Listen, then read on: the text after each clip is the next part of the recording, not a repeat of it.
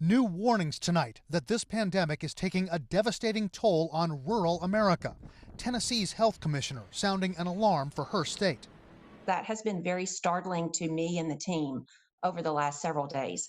Our death rate in rural population is double that in the urban population. In Kentucky, one of at least 7 states that have just reported record high hospitalizations for one day, the governor says residents need to be jolted into action. Everybody ought to be concerned, and everybody ought to be doing the right thing.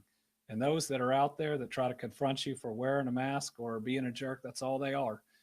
And they're putting your health at risk. Wisconsin just reported more than 1,000 hospitalizations, its highest number for a single day since the pandemic began. What's behind the spikes in rural areas across the U.S.? Some of the bigger mandates that happen in cities like mask wearing and physical distancing are not really translating or going as far as rural areas. And concerns tonight about other states with large rural populations getting hit harder. In Georgia, the governor's executive orders requiring social distancing and limiting mass gatherings expire at midnight tonight, and so far haven't been extended. This comes as 35 states are trending upward in experiencing new coronavirus cases. And for the first time in months, the U.S. recorded nearly 60,000 new cases in one day on Wednesday. A lot of reasons that can explain these trends. Number one, fall weather usually brings colder temperatures, and that means more people are doing indoor activities, which is very high risk when it comes to virus transmission. We're seeing some restrictions loosening in several states.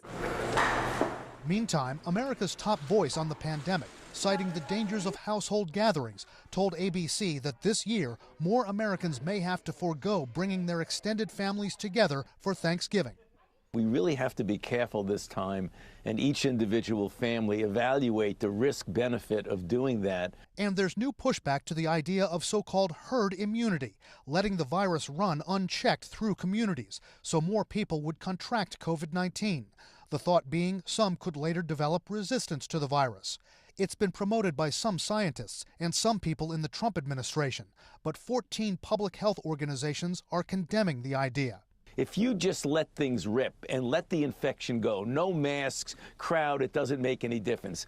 That, quite frankly, is ridiculous.